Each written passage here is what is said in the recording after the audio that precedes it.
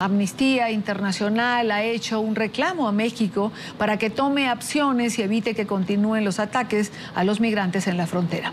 Según la organización, en las últimas 2 semanas, más de 200 migrantes han sido víctimas de ataques que además han dejado varios fallecidos.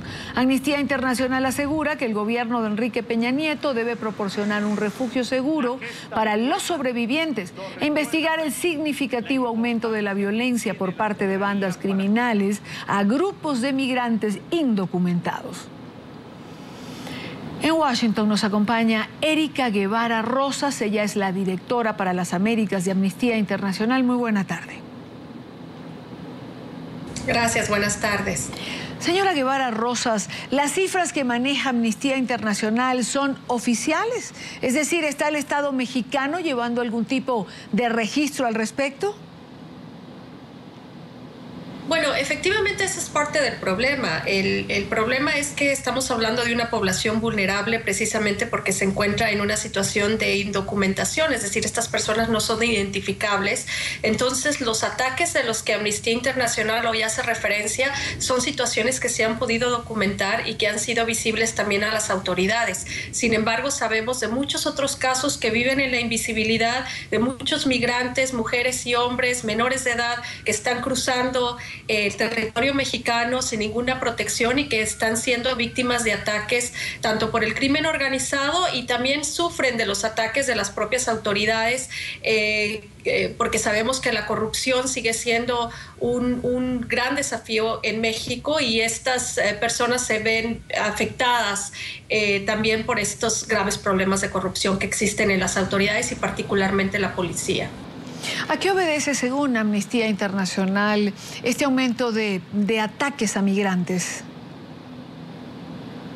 Bueno, obedece a la situación que está viviendo actualmente el país, con una crisis grave en materia de derechos humanos, con un incremento en la influencia del crimen organizado en varias partes del territorio, con la eficiencia que ha tenido el Estado mexicano para actuar y proteger los derechos humanos de la mayoría de la población. Y en ese contexto, por supuesto, la migración, las personas migrantes se encuentran en un estado de mayor vulnerabilidad, precisamente porque no se les reconoce la protección a sus derechos humanos debido a la situación de falta de documentación que tienen, debido a la clandestinidad en la que tienen que realizar el viaje para cruzar el territorio mexicano y llegar hacia los Estados Unidos.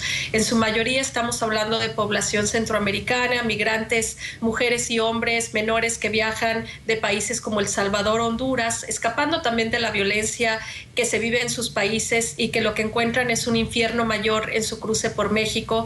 Se encuentran con ataques desproporcionados por parte de grupos armados, por estas bandas criminales que extorsionan a los migrantes. Conocemos de estos 2 incidentes que se han dado en las últimas 2 semanas. El primero en el estado de Sonora, con un grupo de aproximadamente 100 personas que recibieron el ataque por parte de un grupo armado, que inclusive se encontraba con vestimenta militar. En este ataque conocemos por parte de las propias autoridades mexicanas de la muerte de 3 migrantes, pero también de la desaparición de muchos otros que en el incidente escaparon, pero que no sabemos su destino. 13 personas sobrevivieron ese ataque, fueron trasladadas a la Ciudad de México, donde nuestro personal tuvo acceso a sus testimonios, y es muy preocupante ver que, bueno, la respuesta de la autoridad mexicana sigue siendo muy limitada y muy deficiente. El Instituto Nacional de Migración, a pesar de que tuvo la acción frente a estos 13 sobrevivientes, no logró darles información adecuada frente a su situación. Muchos de ellos ya están regresando a sus países en Centroamérica, sin contar con la protección del Estado mexicano frente a un acto que ha vulnerado sus derechos humanos de forma grave. Señora Guevara Rosas, uno se pregunta, ¿qué puede tener un migrante que sea tan valioso como para ser atacado de esta manera? Bueno, los migrantes se han convertido en botín de guerra en una situación tan compleja como la que vive México hoy día.